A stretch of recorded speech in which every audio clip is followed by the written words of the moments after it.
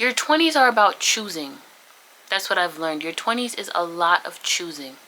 It's a lot of managing. It's a lot of choosing. It's a lot of authorizing. It's a lot of transactional. It's a lot of emotions. It's a lot of mental. It's a lot of physical. I feel like we spend so much time ignoring the a lot by going on trips, by going on new adventures, by trying to escape what we know is coming around the corner anyways.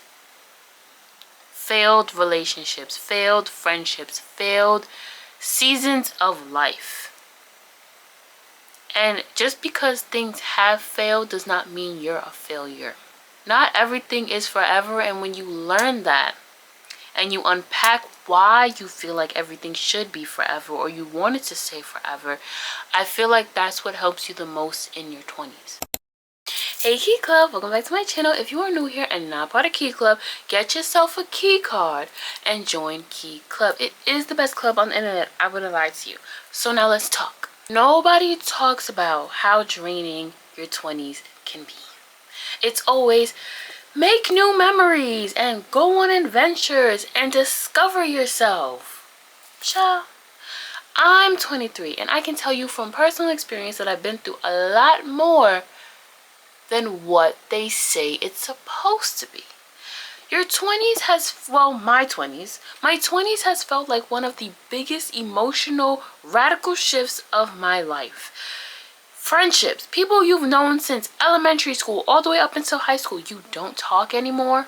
They're just walking the streets, you act like you don't know them. Your parents, you're going from them seeing you as a kid to a full-grown adult who's making decisions for themselves, by themselves, in the best interest of themselves. You're trying to do a new career path where the job that you thought you wanted for 10 years of your life is actually not the career path that you want to do, and now you're lost and confused and don't know what is going on.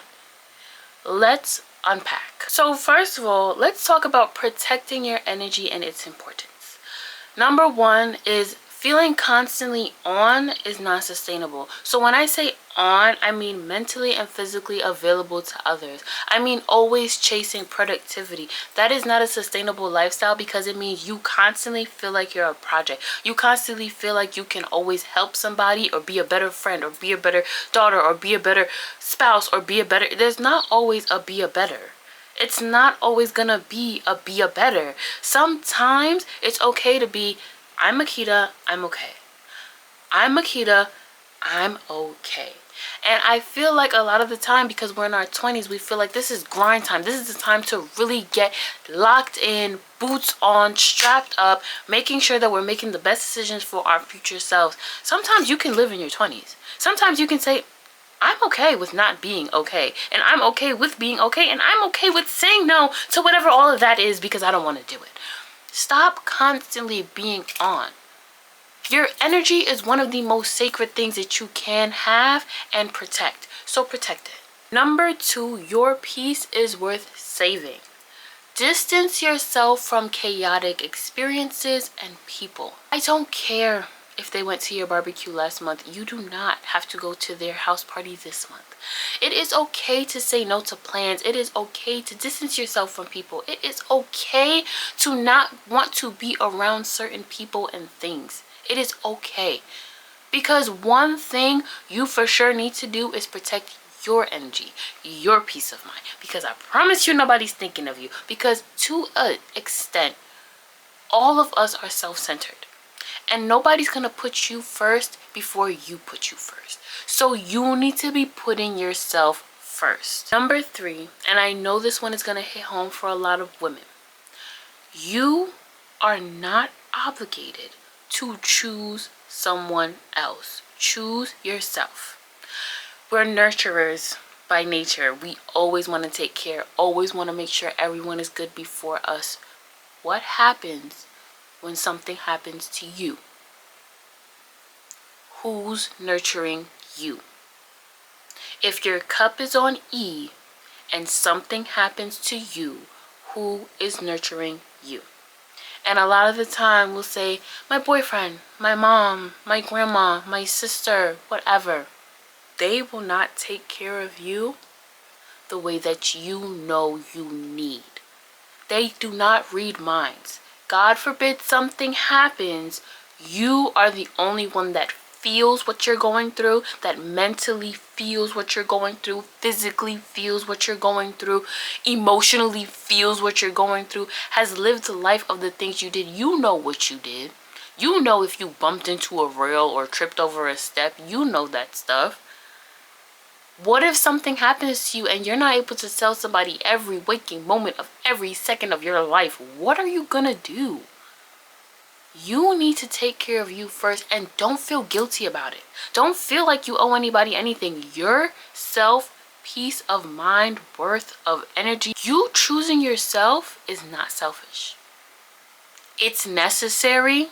It's expected. The same way that people expect you to show up for them, that's not real. You showing up for you, that's real. Now that we know the importance of protecting your energy, let's talk about how to recognize the signs of you being drained. Number one is to pay attention to how you feel after interactions. So for me, if I'm hanging out with a friend and then after I'm done hanging out with the friend, I feel like, finally, I get to go home. Or if you're at a job and you're working, click, click, clack, the bad is back, and then you leave and you're like, I really did my big one today. That's how you know whether your energy is being drained or restored. And you don't want to keep filling yourself with things that are going to drain your energy. It is okay for like once in a while, your job, you had a rough day. It is okay that you had an argument with a friend and it feels like you are exhausting me right now. But what is not okay is that you have to mentally prepare to interact with whatever it is that you are thinking about. That thing that you just thought about, that's what I'm talking about. Let it go. It's draining you. Let it go. You have to protect your energy, y'all. You have to read the signs, read the room, and read yourself. Let it go. Number two, and I feel like this one is very big again for women. You're putting your needs to the side, ignoring them, pushing them away, all to keep the peace and the complications of it all away or at bay. You don't want to tell people, oh, I need you to text me more. Or I feel like we're disconnected. I need us to hang out more. I need time off from this job. You don't put your needs first. You're always putting everybody else's reaction to your needs first. You're always making sure that everybody is comfortable and happy around you before you put your needs first. But in reality, you need to put your needs first. If your energy feels drained, if your energy feels wasted, if you feel like you're overcompensating for a relationship where it's no longer giving and giving and giving and receiving and receiving and receiving, and it's just straight up giving and you don't get anything, let it go. And it doesn't always have to be romantic relationships. Platonic relationships, your friend should want to offer to hang out with you. They should plan a date. Your parents should want to hang out with you. They should plan an adventure. Your job, well, the job is a little bit different. It's your job, but they should give you leeway into being free from it. They shouldn't expect you every waking moment of your life to be there or to be on call or available, unless that is your job, to be on call. They shouldn't be expecting. When people start expecting, it's time to let it go. Protect your energy.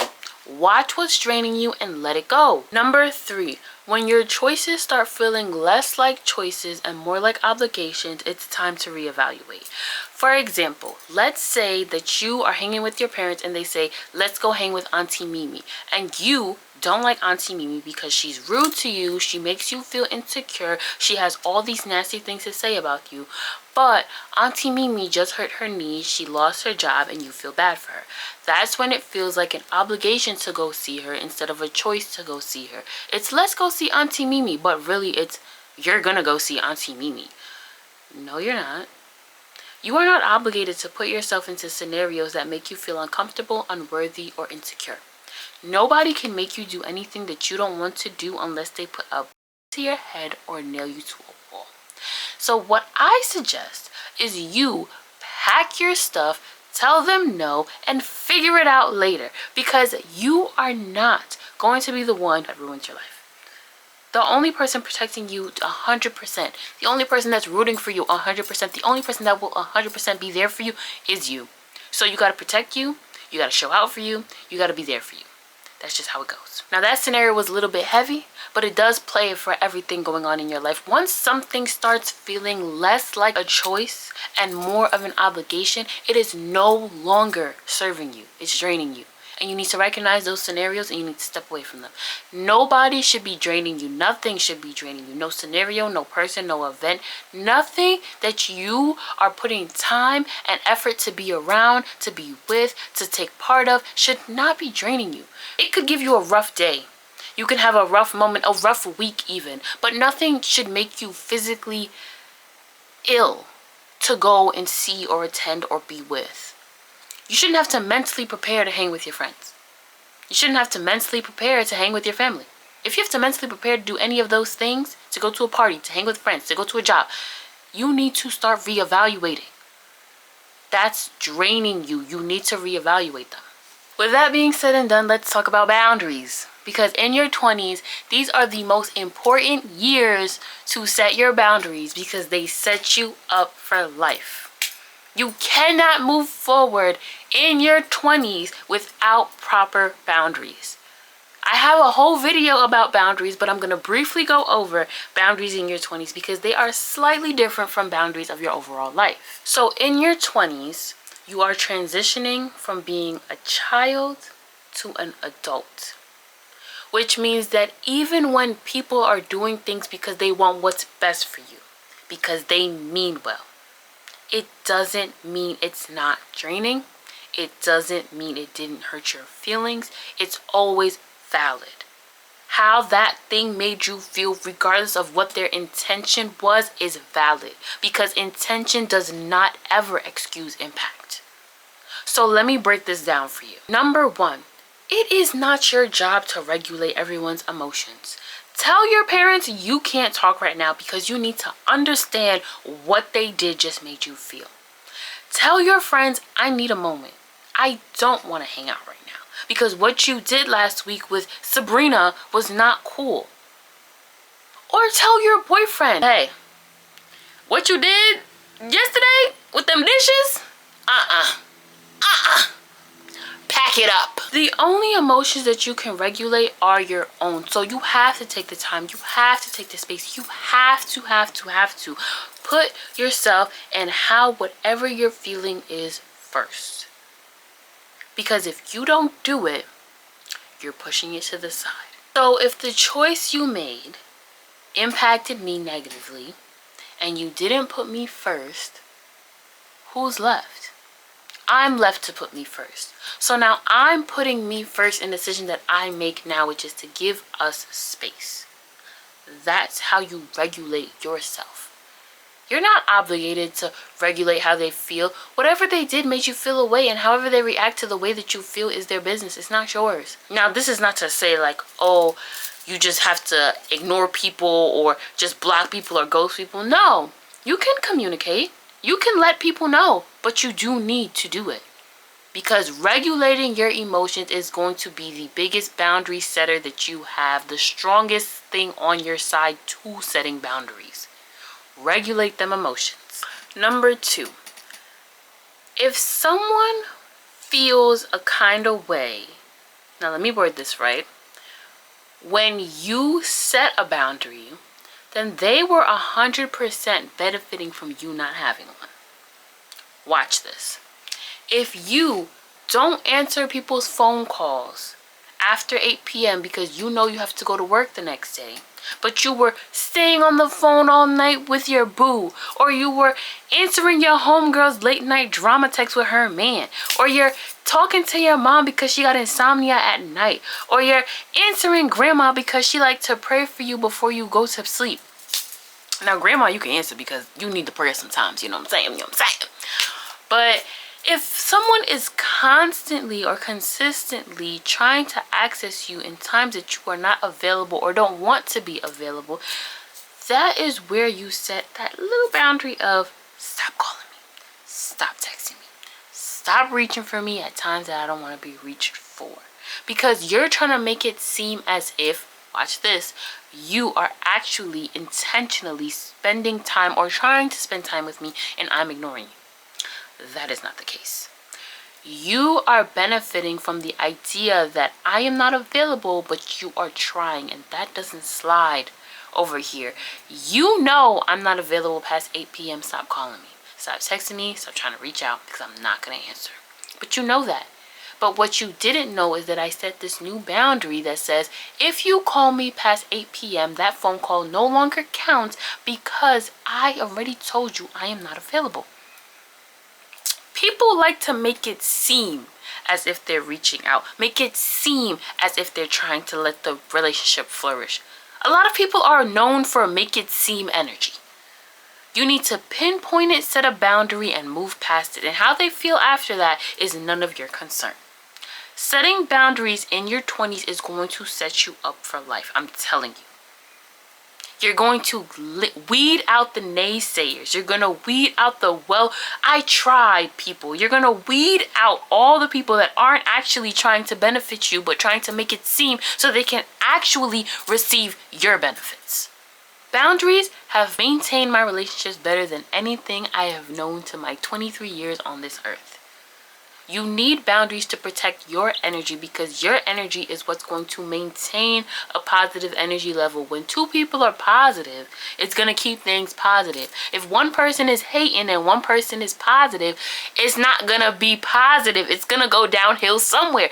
You have to maintain those energy levels, maintain those boundaries, maintain those decisions that you're making so that when you reach a point of, well, I'm going to show up for this person, it doesn't ever feel like I'm obligated to. It doesn't feel like, well, they never pour into me. It's not going to feel negative. You're saving yourself from that guilty feeling of betraying yourself and pouring into somebody else. Set those boundaries. Number 3, meaning well does not change hurt. I feel like a lot of the time we got people telling us, but I didn't mean to. I wanted what's best for you. I didn't intend for it to go that way. I was rooting for you. But what you did hurt my feelings. What you did crossed a boundary. So just because somebody did something that they thought was going to be best for you, but it actually made you feel worse, and they saying that it's not what it was supposed to be, but it happened anyways, you are not obligated to keep conversation. The conversation is done. There's nothing to talk about. Take a step back. You take a step back and come back when you're ready. Stop letting people make you feel guilty for feeling a kind of way because they did something that hurt you in the first place. It's just that simple. Stop letting people make you feel a kind of way for doing something that hurt you in the first place. Your reaction, the same way theirs is none of your business, is none of their business. It hurts your feelings. Manage it, regulate it, go through it, come back if you want to, or don't. Your 20s are about choosing. That's what I've learned. Your 20s is a lot of choosing. It's a lot of managing, it's a lot of choosing, it's a lot of authorizing, it's a lot of transactional, it's a lot of emotions, it's a lot of mental, it's a lot of physical. It's a lot, and I feel like we spend so much time ignoring the a lot by going on trips, by going on new adventures, by trying to escape what we know is coming around the corner anyways. Failed relationships, failed friendships, failed seasons of life. And just because things have failed does not mean you're a failure. I think a lot of the time we confuse seasons with lifetimes. Some friends aren't meant to be there for life. Some family members don't deserve access to you. Some jobs are here to teach you something and keep it pushing. Not everything is forever, and when you learn that and you unpack why you feel like everything should be forever or you want it to stay forever, I feel like that's what helps you the most in your 20s. Now, I'm only 23. I'm only 23, but this is what I've learned so far. All I'm gonna say is this, and y'all can take it however you want.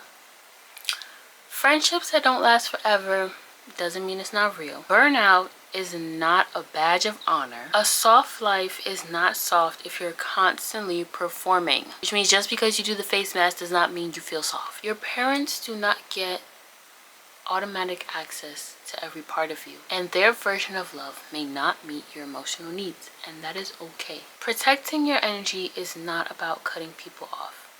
It is about understanding and realigning and finding what works best for you in the version of you that you exist right now. So with that being said, your 20s are about choosing. So make sure you're making decisions that are best for you. Don't put anybody above it. Don't put anybody between it. Don't let anybody tell you what you're worth reaching for, striving for, deserving of. The only person that truly knows what you've been through, what you know about you, is you. So do what's best for you in the moment that you are living in. That is it for today's video. I hope y'all enjoyed. Follow me on Instagram at Makita, MAK3DA_. Follow my business page on Instagram at luxempulse, and follow my business page on TikTok at luxempulse. And I will see y'all in the next one. And if you made it this far in the video and you have not subscribed, you're a hater. Now, I'm not telling you what to do with your life. I'm just letting you know that Key Club is the best club on the internet. Do what you want with that information. Get yourself a key card and join Key Club.